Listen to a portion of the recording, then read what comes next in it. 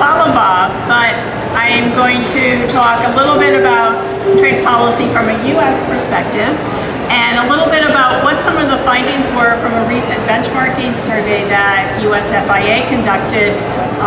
So what are some of the top of mind issues for sourcing executives in the U.S.? And then we'll do our Q&A. And I'm just waiting for them to queue up my presentation. There we go. Okay, great. So I'm going to do a trade policy update. Just a few words about USFIA, U.S. Fashion Industry Association. So for USFIA, our motto is fashion made possible by global trade. So you might imagine we're swimming uphill a little bit in the Trump administration, but we think it's really important to continue to talk about the globalization of our industry. Our member companies are retailers, brands, importers, service providers. We work with manufacturers, supplier associations, academic institutions. So we try to work with the breadth of the industry throughout the supply chain. So a few words about the new U.S. trade policy. So we've tried to look beyond the campaign rhetoric and see what has the Trump administration really done in these first 20 months. It feels like longer, but every week feels like a long time in DC right now. So during the first year, there was a big debate between the people who were called the globalists in the administration and the more protectionist. We've had changes, though, among the decision makers that I think really show that the folks with the more protectionist perspective really have the lead. So if we look at trade policy in the Trump cabinet, just so you know what these folks look like, the U.S. Trade Representative Bob Lighthizer, Wilbur Ross, who's the Commerce Secretary, and Steve Mnuchin, who's the Treasury Secretary. They are the core in the cabinet that are involved in making trade policy decisions. But then in the White House itself, the two closest advisors to Trump are Peter Navarro. And all we have to say about Peter is that the way that Trump met him is by getting his book from Amazon that's called Death by China. So you kind of know what his perspective is. And Larry Kudlow, who's a TV host, used to be on TV talking about financial issues and now has joined the White House. So what has the Trump administration done so far? Bob talked about a lot of this. I'm not going to dwell on this slide. Obviously, we withdrew from Trans-Pacific Partnership pretty quickly after Trump was inaugurated. We've had executive orders and presidential memoranda on trade. We've started renegotiating key free trade agreements, more on NAFTA later, and a lot of new trade actions and retaliation. This slide, I know you can't read it from the back, but the presentations will be available for you. And one of our partners, PwC, did this great slide that pulls together what's different types of authority that the administration has to take trade actions. And I think what we see that is really different with the Trump administration is their focus on what options do they have to be able to take unilateral action, where they don't have to go to the Congress and they're not working through the WTO. And that's what we've really seen, especially this year. I have to also mention the Section 301 tariff measures on China. While that's not an immediate concern, obviously, for Canadian companies, it has an impact on what's happening in the industry. And it is the major focus for a lot of American brands and retailers because it isn't just about apparel, it's about every product and the potential to have retaliatory tariffs of either 25% or 10%. So I thought that this slide does a really good job of summarizing kind of what's that impact and what are the products. Now what we call list 3, where it started as a 10% proposed tariff and now they're talking about a 25% tariff. Actually, hearings started in Washington today, and for the next 6 days, through next Monday, there are going to be several hundred companies that are going to appear to talk about their perspectives on this 301 action and whether or not retaliatory tariffs and tariffs on specific products are recommended. I can tell you that for my testimony, which actually I was supposed to be testifying there basically right now, but I'm going to be there on Thursday, is to say none of the products that are consumer products should be subject to this type of retaliatory tariffs. It isn't going to change practices in China that the administration may want to change, especially forced technology transfer or intellectual property rights issues. It's only going to be paid by American companies and American consumers, which is not the intent, I believe, of the administration. But let's move on. So, the administration also self-initiated 232 cases on steel and aluminum, and you may say, so what? That's not really very important to us here. But what I think is really important, and I just got these numbers last week from our customs service, that as of August 7th, earlier this month, the U.S. had raised more than $2 billion, and that's $2 billion, in the tariffs on steel and aluminum. So that not only are these tariffs considered, we're trying to protect the U.S. steel industry, and prices have gone up, and U.S. steel companies, some of them are expanding, but we also are bringing money into the Treasury, which was going to kind of help pay for the tax cuts that the U.S. had last year. So the biggest trade issue yet then is the 232, and I don't want to talk like a trade wonk that I am in Washington, but this whole process is based on national security, and then the president has the right to take any action unilaterally to restrict imports to the U.S. This isn't a trade law that's been used in decades, but the Trump administration found that it's useful because by claiming a national security problem that exempts you from some challenges at the WTO and allows you to take action quickly. And the biggest thing on the horizon is autos and the proposed autos 232, where that would dwarf the $2 billion that we've already raised on steel and aluminum. The 301 case, I wanted to just make sure that I had this slide up so that we could look at how much money the 301 has raised, and there aren't a lot of consumer products on that list, but $477 million were raised as of August 7th this year. So once again, we're seeing it as a revenue matter to the U.S. Treasury. I want to share this slide as well that one of our law firm partners did, because it kind of shows the circular logic of what is happening in our relationship between the U.S. and China today, where the U.S. takes an action against China. China responds to that with the exact same amount of retaliation, and then the U.S. ups it and says, well, if you've retaliated against me, I'm going to retaliate against your retaliation against me. And we're expecting that we may see more of that coming forward as we're seeing more trade actions.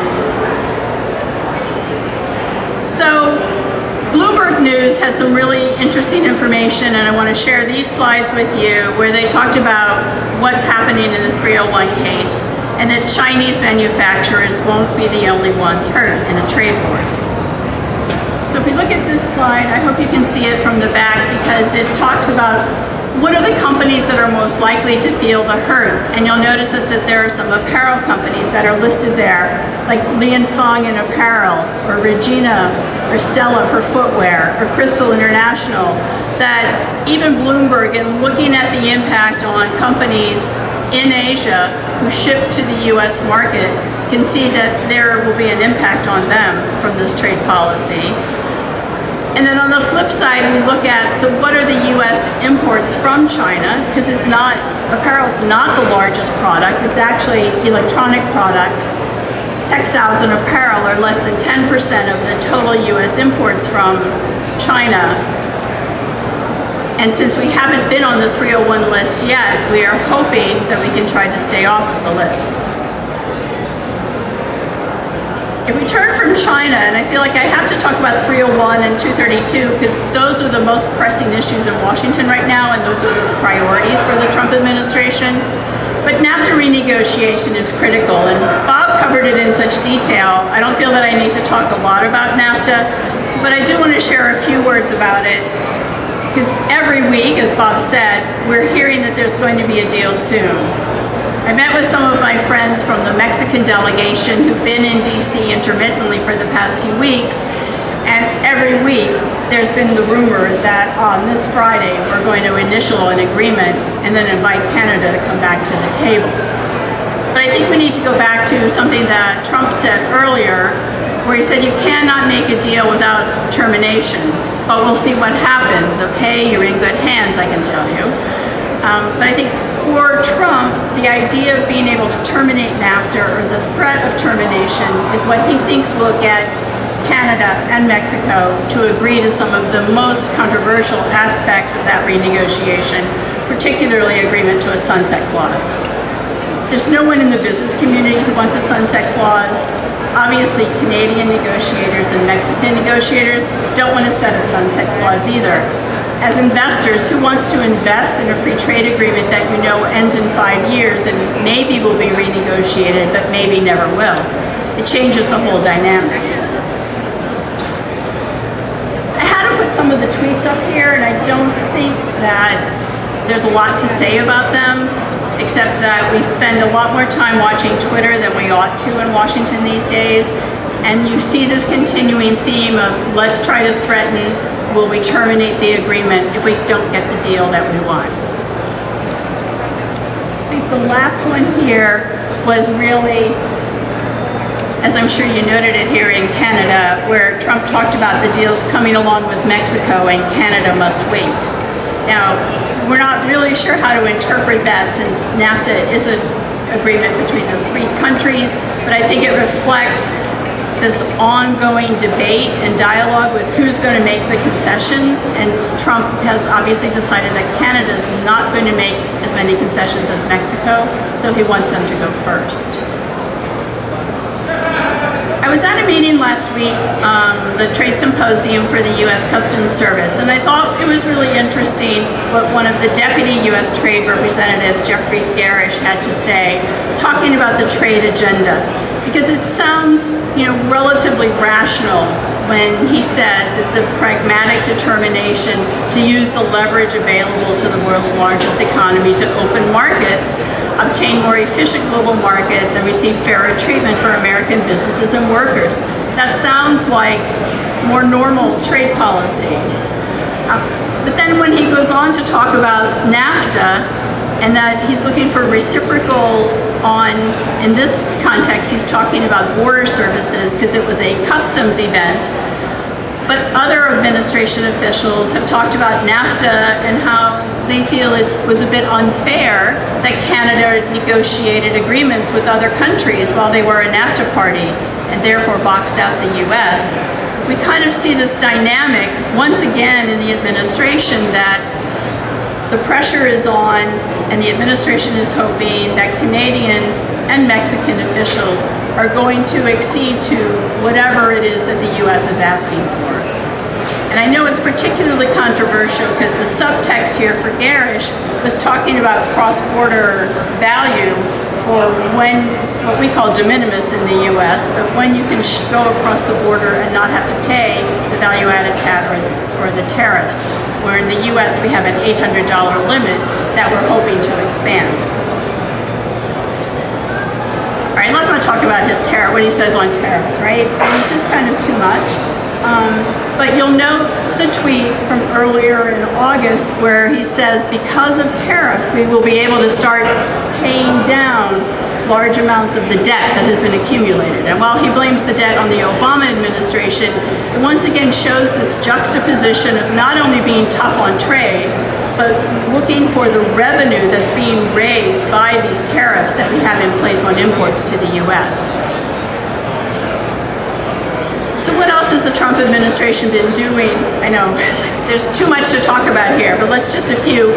The US-Korea Free Trade Agreement, where we thought there was a deal. The US Trade Representative came back from Korea saying that they had a deal, but it still hasn't been finalized, in large part because the only people who knew what the deal was were the 2 negotiators who met without their staffs to hammer out this deal. Let's skip past that.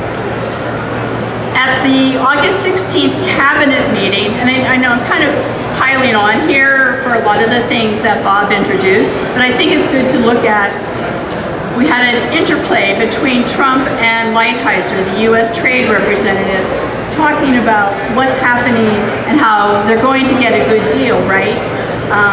Lighthizer going to get NAFTA for us, or we're not doing NAFTA at all. And that's what Trump says, and then Lighthizer responds, yes, I understand, and yes, we're meeting with the Mexicans literally as we sit here. So it's a scary time for those of us who rely on NAFTA. So what's next? I think we're going to see more of the unilateral action. So when there's an action that the administration can take and say that they're being tough on trade and they don't have to go to Congress and they don't have to go through a process where you have to listen to the inputs from industry or other parties, they will continue with that. We're going to see more trade enforcement measures, because enforcement is another one of the key issues that they're talking about. More self-initiated, meaning unilateral actions, and a really uncertain future for the World Trade Organization, where the administration has started some cases there, but as many of you know, we have been really stopping the WTO from moving forward on dispute settlement, and there's a real question about a crisis that will be coming in Geneva. New FTAs, Bob talked about this a little bit, but Trump is very eager for a free trade agreement with the United Kingdom after Brexit next year. In Asia, they're talking about Japan, but also lately talking about the Philippines as another potential candidate for a free trade agreement. And then with Africa, where there was a high-level trip to Africa last month, where a number of officials were meeting with countries looking for who in Africa we could do a free trade agreement with. They've asked industry for our input. Most of our input has been, we need to keep a go-up, because if you look at one country at a time in Africa from the apparel sector, that's not going to be very viable for supplying to American consumers. But that is definitely another focus area for the administration. A few last slides. So there's been a lot of discussion from the president about reciprocity for tariffs and complaining about those tariffs that are higher than those in the US, and that it's unfair for anyone to have higher tariffs than we do. We've tried to make the case that reciprocal tariffs actually don't work, because there are many cases where the US has higher tariffs than our trading partners, but this is a very popular theme. Move past these. The battle with Harley-Davidson, where when Harley-Davidson said they were going to move some production out of the US, Trump came back hard on them on Twitter, criticizing them for saying that his actions on steel and aluminum were not helping the company. And then 201 actions, which are global safeguard actions, where we have them in place on solar panels and on washing machines, though not on Canada at least, where once again, we're looking at raising more money in the millions of dollars for the US Treasury. There's a focus on China and the negative focus on China of what the US can do to discourage China, and efforts that US officials are making to meet with Japanese and European colleagues on joint action against China, which some think could be the way to get out of the steel and the aluminum tariffs. And my last slide about Trump, and it's an old slide about Trump, but I think it helps bring home the fact that when Trump is alone in the Oval Office and talking to his advisors, he's saying, I want tariffs, bring me some tariffs. I think he believes truly that having tariffs and raising tariffs is the way to help the economy and help the US position. And as long as our president believes that, I think we're going to continue to see more tariffs. So, on a lighter note, I want to talk a little bit about our benchmarking, but it relates to this issue because when we look at the key findings from our benchmarking survey, what was the top challenge that American brands and retailers said they see for sourcing protectionist trade policy in the US? Because as all companies know, uncertainty, volatility, instability in the sourcing environment or the economic environment is the last thing that we need. We want to be able to rely on, we're going to get our product, we know what the product is, we know what the price will be, and we can sell that product to the consumer. So this remains the top issue for our members going forward, and has really shifted what the key issues are. All right. The number 2 challenge, of course, market competition, which had been number 1 before. So obviously, fashion brands and retailers remain concerned about competition, both in-person retail and online retail. And I think Jeff Streeter's comment about what online business really is shows you that while we're responding a lot to that, we still also have the in-person retail that we need to be concerned about. But it's still more uncertainty and disruption to the normal ways of doing business. I'm not going to talk about a lot of these slides, but I think looking at our benchmarking study, and if someone wants all the details, I'm happy to send it to you. Uncertainty is a key concern. Increasing sourcing and production costs are the 3rd concern, and the concern that we have seen for a long time. It eased last year a bit, but now we're back at this concern of increasing costs, in part, I think, because of the uncertainty and the need for companies to look for new sourcing opportunities. Let's go to the 5-year outlook for the fashion industry. And this is where we have a positive story. We have optimism. We had 100% of the respondents say that they anticipate growth in the next 5 years. We hadn't seen that kind of optimism lately. So I think that it's a really good sign that even with fear of trade wars, uncertainty in the horizon, concern about rising costs, we still have a lot of optimism. The other important issue is that everyone is concerned and saying they're going to be hiring more. The demand for human talent, for great workers, for innovators is definitely still key. And what many companies tell me the jobs that they're looking for the most is software developer, software engineer.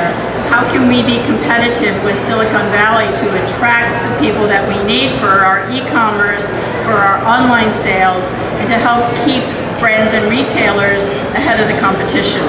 So I think we're definitely going to, the good news is we're seeing more for these jobs, and we're going to continue to. And obviously, fewer people are looking for sewing machine or management. If we look at sourcing, once again, China, 100% of the companies that responded do some business in China. We've seen the amount of imports from China decrease slightly, but the fact is that if you're doing business, you probably have some products that you have to do in China. That's not changing, even with the threat of the tariffs. We're also seeing a large percentage of the respondents who are sourcing in Vietnam, similar to what's happening here in Canada with additional sourcing from Vietnam. The only problem that we see is that capacity may not have been reached quite yet, but there's less and less capacity available to shift production to Vietnam. And then from a US perspective, Indonesia, India, and Bangladesh rounding out the top 5 of the respondents in the survey. Almost everybody from Asia had a higher utilization rate this year, but we're also seeing more sourcing from the Western Hemisphere, from NAFTA and CAFTA. Well, let's go past this one. So one of the themes that we've seen for the last few years is that we're looking China. What is the sourcing message? It's China plus Vietnam plus many. That for most companies, we have some core that must be in China. We've moved production to Vietnam because Vietnam is competitive and expanding. And then we have many, it's not just 1 or 2 other destinations where we are sourcing. So if we're looking at from 30 to 40, 50% of companies to now about 30% of their sourcing is from China, and the increase from Vietnam.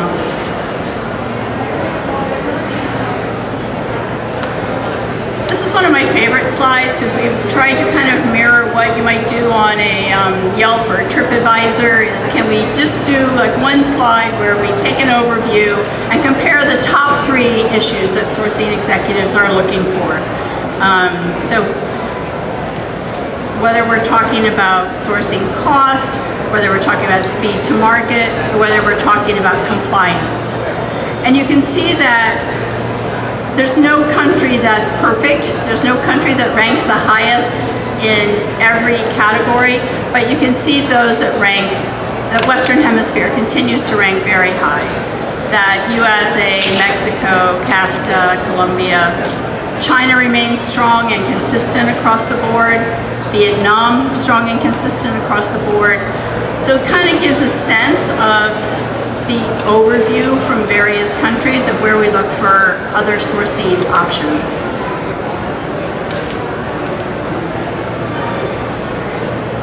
A few last things that I want to mention before we do our Q&A is, the importance of sustainability and social compliance. Bob mentioned that as well. We're going to hear more about that later this afternoon. But 85% of the respondents said they will spend more money, and I think it's not just that we're talking about what we want to do, it's that we're talking about where the money will go. And so if you can read this slide where we're seeing how there are increases in the resources that are going to providing sustainability and social compliance training, a substantial increase in resources. Sustainability and compliance training for internal employees as well as for suppliers. I think that this is a really important pivot point for the industry, that from talking about these issues and making some commitments, there's definitely more of a recognition from the C-suite that we also need to put the money into this.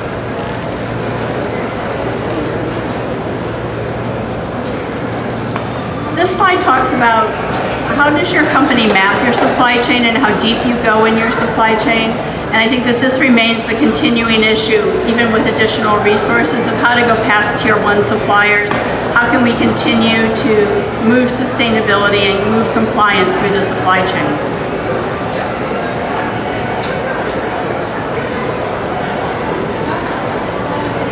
I think pretty much everybody now is conducting both announced and unannounced audits. And what do you audit? So if we look at our emerging sourcing trends, right? Keeping a relatively diverse, and this is a US perspective, but I think that it reflects a lot of what's going on in the industry from both the Canadian and European perspectives as well, is it's a key element going forward for the next 5 years that we continue to be diversified.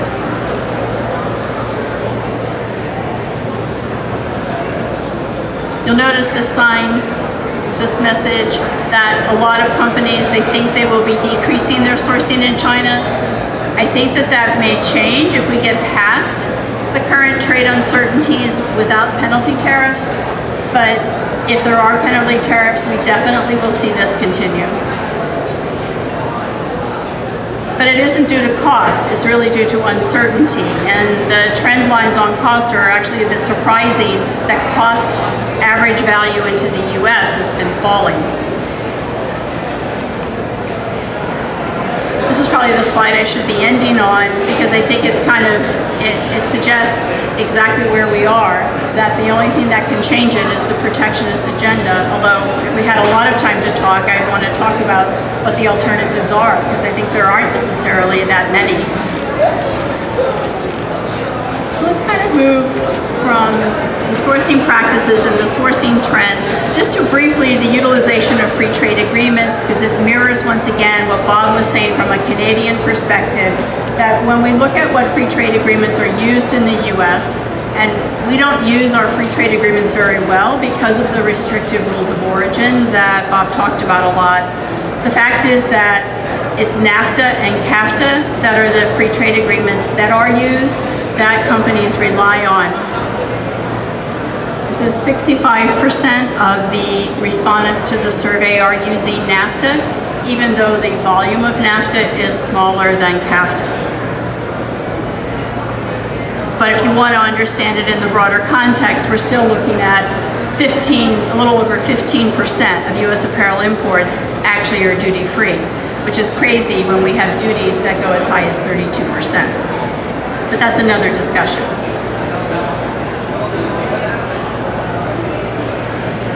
We asked our respondents in the benchmarking survey about rules of origin to talk about that so that we could go back to US negotiators and try to explain why what they are negotiating, whether it's yard forward rules of origin or sewing thread requirements, and why that doesn't work for the industry. This is a difficult environment because even the negotiators are not necessarily able to change the policy from what comes from the White House, but this is a mission, I think, for all of us to make it easier if we negotiate an agreement to actually use it. So my time is counting down, so I think what I'm going to do is lastly just say what are our trade policy, what are the important things that we're working on, and that's obviously, can we lower tariffs? Can we make it easier to use free trade agreements and improve the rules of origin? For the US, can we expand the use of duty-free for developing countries? Because unlike Canada, we don't allow the least developed countries duty-free access to the US under our GSP program. So these are really key issues for our association moving forward.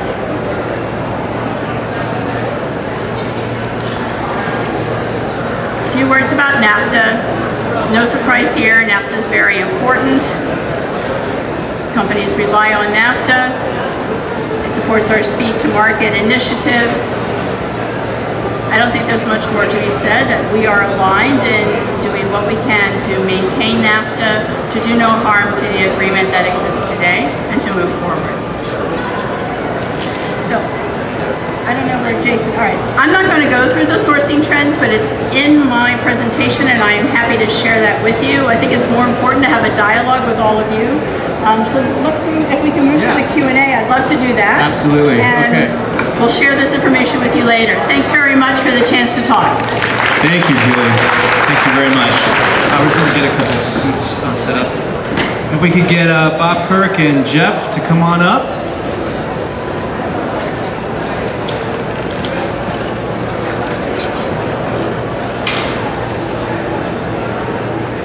Yeah.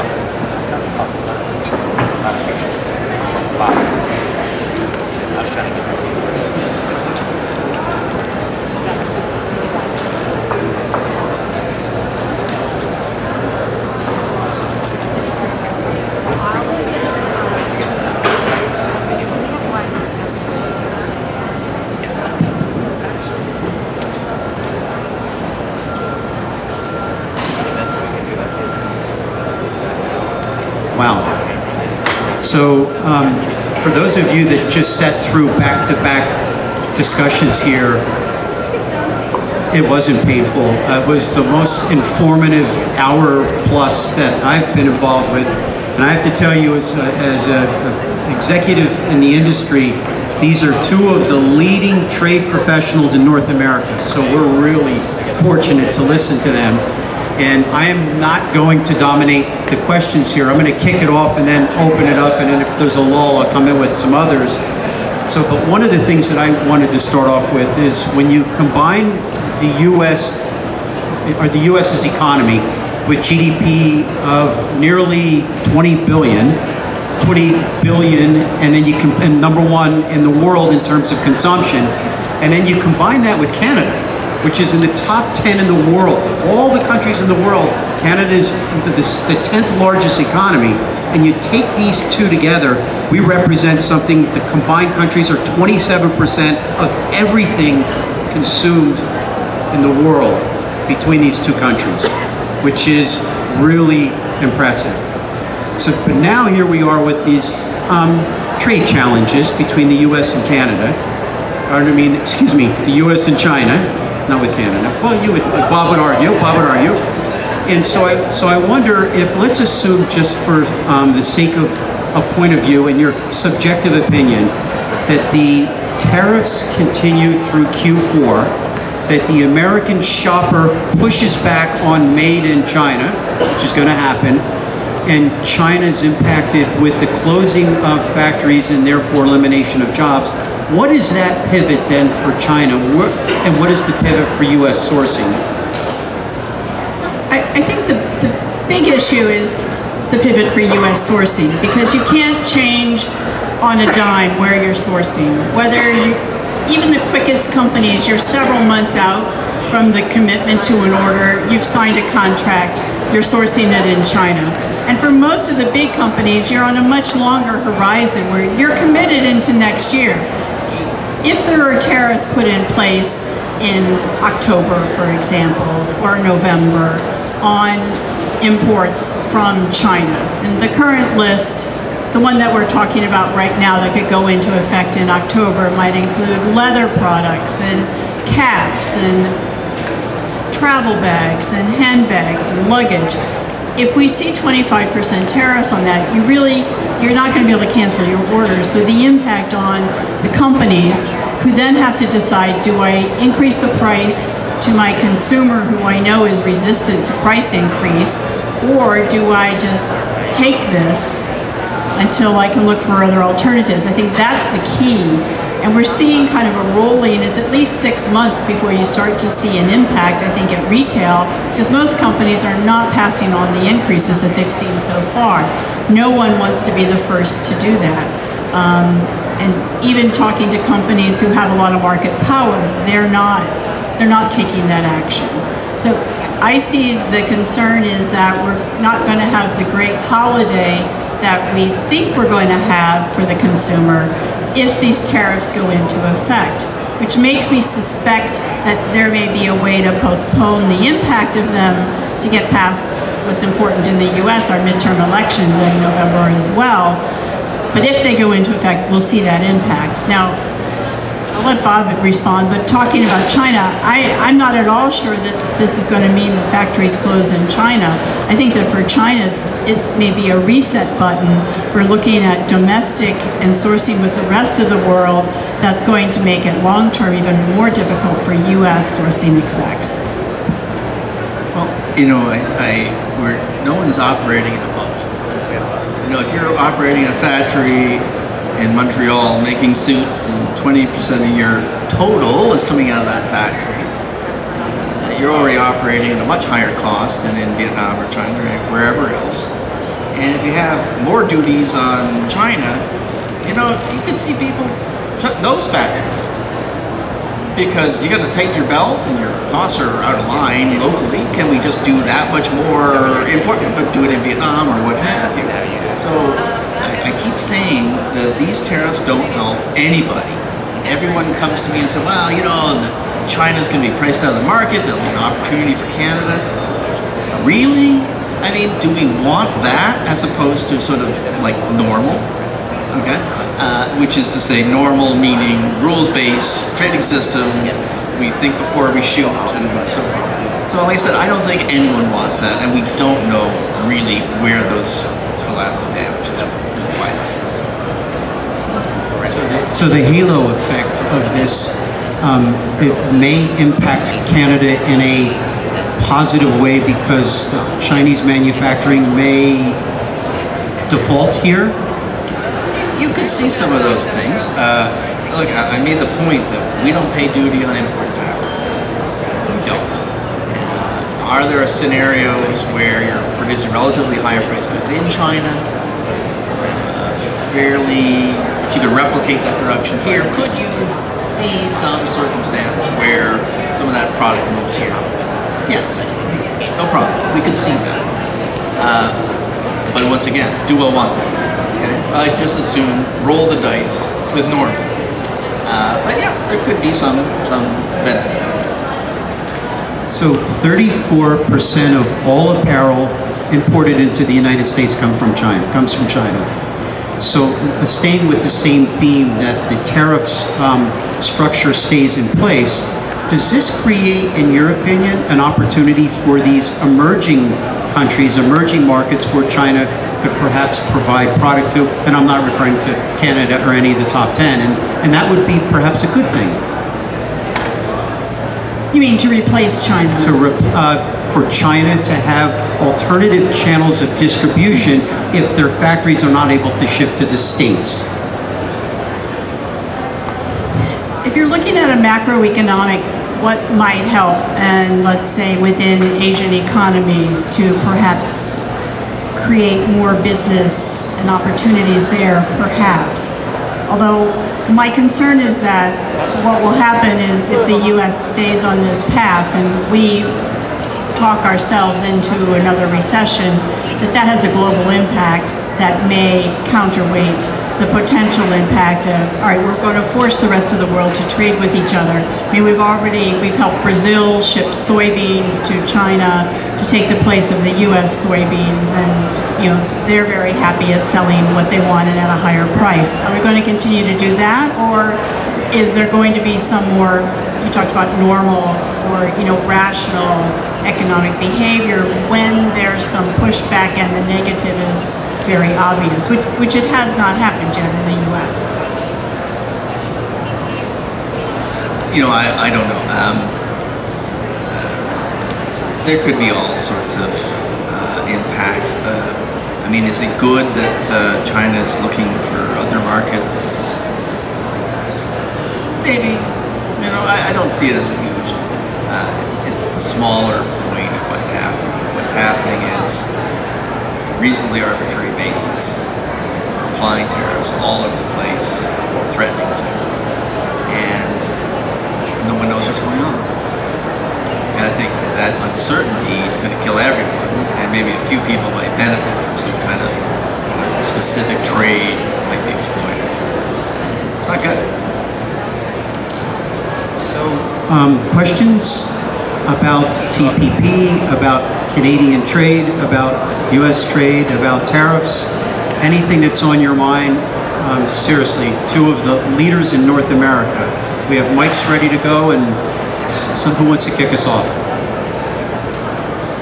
Yeah, we'd love to hear your perspectives.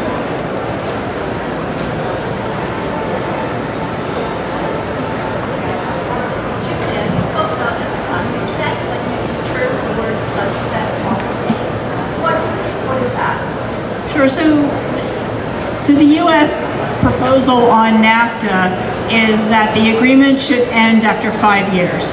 And then at 5 years, the three countries could decide, do we want to renegotiate it and continue it, or do we want to let it go away? And part of that was based on the fact that we look at 20 years and no changes to NAFTA, so obviously NAFTA needed updates. That's why initially people were talking about tweaks to the agreement, right? So e-commerce wasn't even a glimmer in anybody's mind when this was negotiated. What were new things that we could do? And the problem is that the Trump administration is locked into this idea that we need to have a firm date when we say it ends, where it sunsets, and then there would have to be specific action from the three parties for it to continue, which I have to say really does not have much support within the U.S. aside from within the White House, that most business groups and Congress are opposed to it because we see that it's going to be very difficult to start a new negotiation every 5 years, 10 years, whatever, particularly from the political side on the U.S. And if I were, for Julia's benefit, we're right around the auto industry here. All the companies like Magna and the various other parts suppliers, they set up factories 3, 5 years to set the damn factory up and get it running. So this kind of policy would make it absolutely impossible to ever put another factory in Mexico. Period, because you wouldn't do it, because you don't know if the NAFTA is going to continue in 5 years. And so you look at that, you look at some of the other things that the U.S. administrations have advocated, and they're all against the idea that U.S. companies might invest somewhere other than the United States. So the dispute resolution issue, the sunset clause, these are of a pattern. The idea that it is fundamentally wrong for U.S. companies to invest abroad. And you don't have to go too far. Like this industry in 200 kilometers here, many of the best companies were bought up by American firms, So it's just a bizarre thing, and to Julia's point, it's not actually supported by industry. We have never seen this before.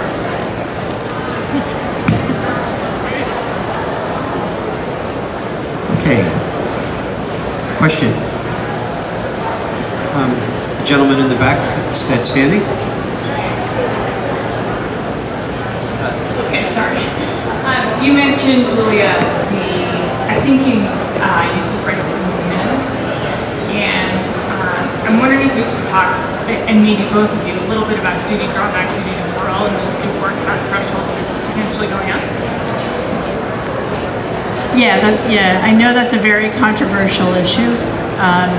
So from our perspective, we had worked with the express and courier companies in support of raising the minimum in the US to $800.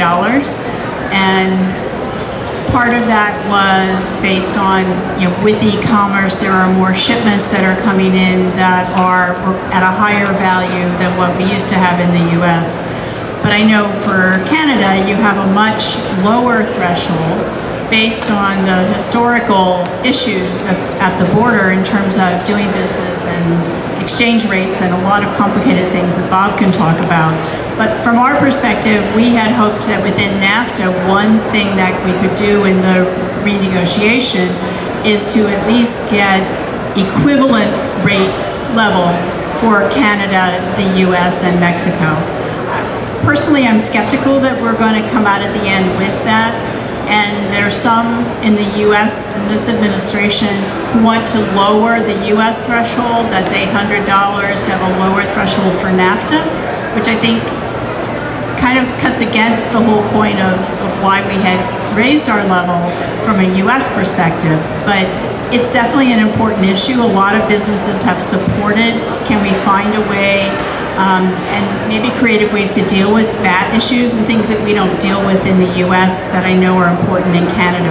But I'll let Bob talk about that Canadian part. Well, I won't speak so much about the NAFTA aspect of it, but the business aspect of it. So you can bring in containers of goods, bring them here, sell them online, sell them to customers in the United States, and if the order is under $800, no matter where the goods are from, you ship that duty-free. If you're smart, you do duty deferral, as you pointed out. So they're not paying any of the duties coming in, and you make sure that you can reconcile that so that you can count the goods that came in, the goods that went out, pay no duty on the ones that went out. So it's a fantastic deal. Thank you, Julia. Okay, so I was talking to someone earlier. Just take note of the increase in the price of warehouse space in Toronto. Just the de minimis effect. There are more warehouses that have been upgraded here to service US internet-based sales. And there are big companies and little companies and everyone using it. So it's a fantastic thing. Now, the Retail Council of Canada, and frankly many of our members, say, well, we have a $20 de minimis. Actually, it started out, I think, at 40 when NAFTA came in, and it got lower. So I could see a small change. I don't see a substantial change that would have the impact that people like. And I would also say that we did a webinar with Milgram and Company. Milgram is probably the largest single customs broker for textiles and apparel coming into Canada. We did a webinar with them. It was a tremendous webinar we did about a year ago. So if people have any questions, I can direct them to where they can get that information. But it's a great, great program. Thank you. Thank you.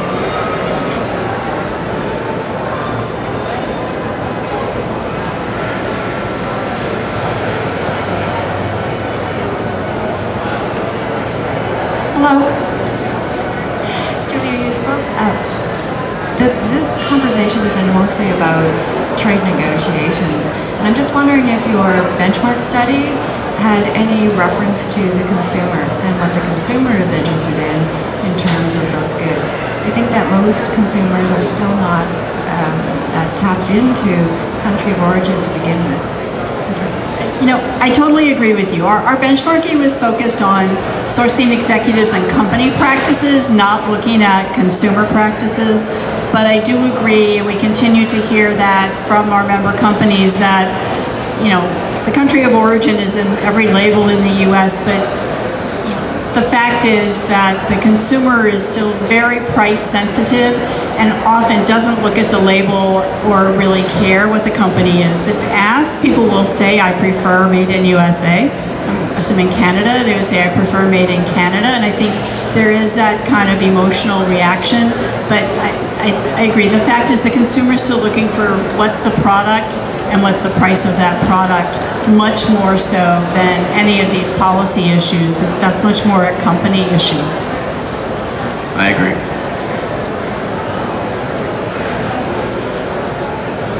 It's a wonderful panel. Thank you, Jeff and Julie and Bob. You know, for many decades, we've become accustomed to free trade agreements worldwide, bilaterally and unilaterally. You know, the media is overwhelmed with this attention in China, but we're also seeing these sneaky tariffs exist in India now and many other regions. Why do you think these tariffs are now becoming so popular, and are they just the new normalcy?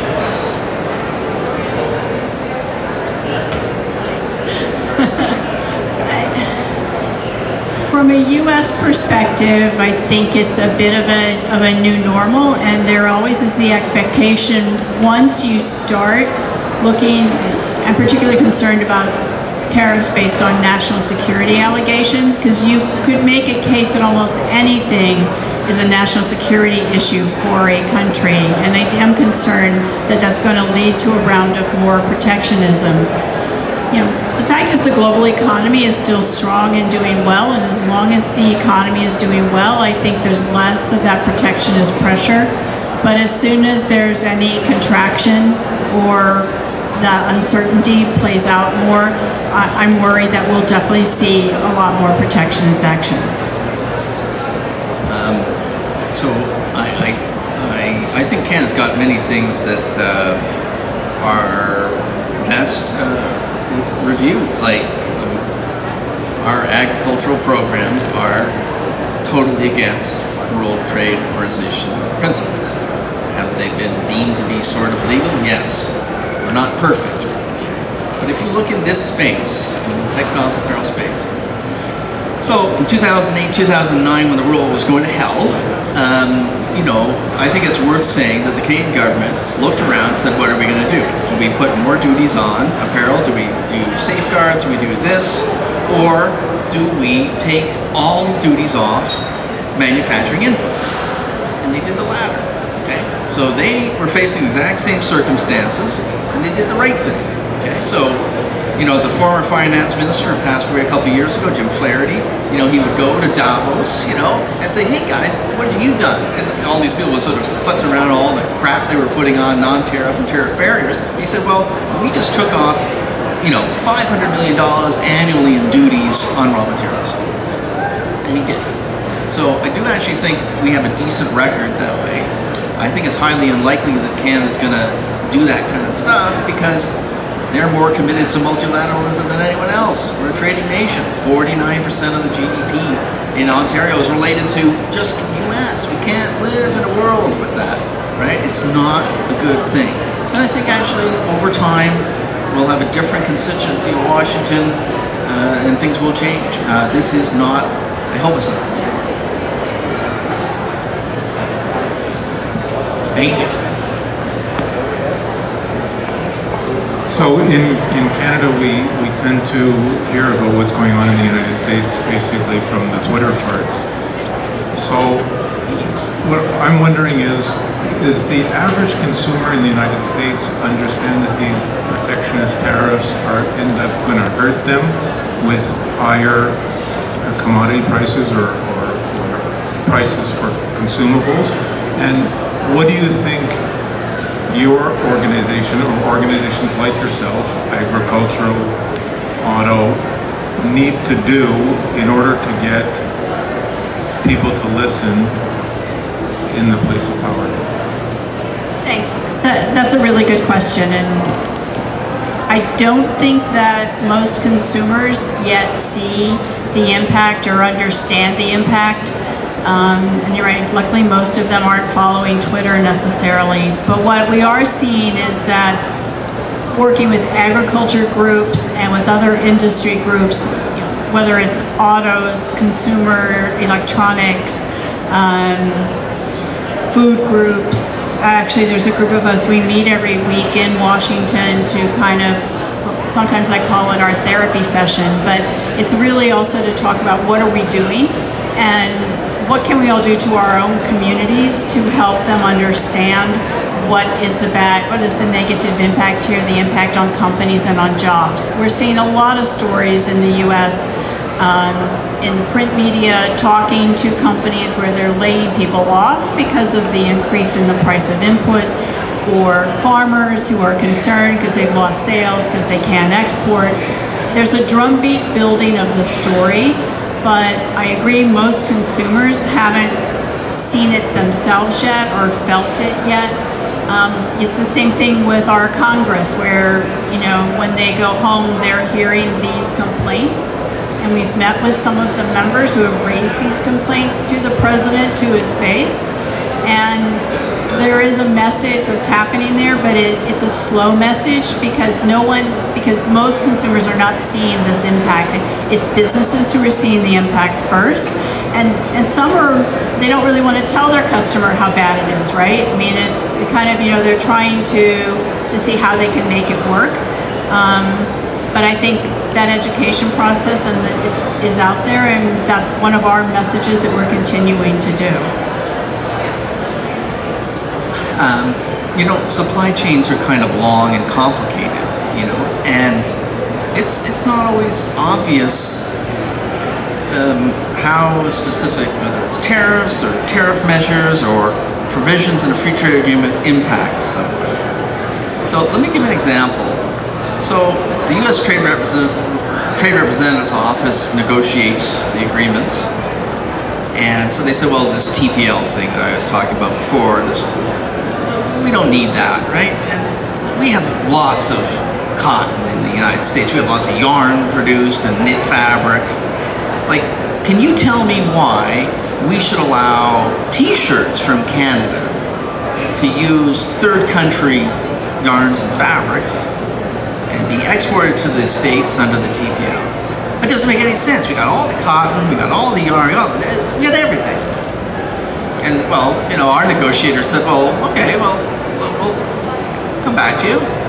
And so then they looked at the U.S. use of that TPL. So the exports of products from the U.S. to Canada with foreign inputs. And we found out that about the same amount of t-shirts are being shipped from the U.S. to Canada with foreign inputs as are being shipped from Canada to the U.S. So somehow or other, people have not figured it out, right? That there is this cotton and the yarn's already there. They're just stupid for buying it from Pakistan or something, right? But that's the USTR.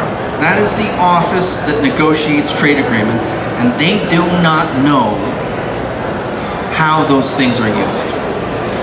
And so you think about that, then you think about industry, and then you think about a consumer's got a lot better things to do than to figure out how much duty is in the yarn and the t-shirt he bought, right?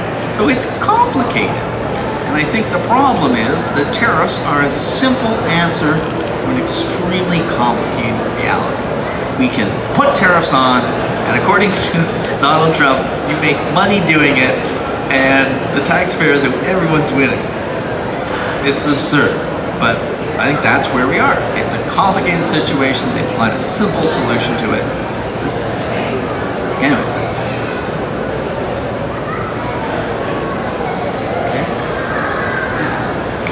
Hi.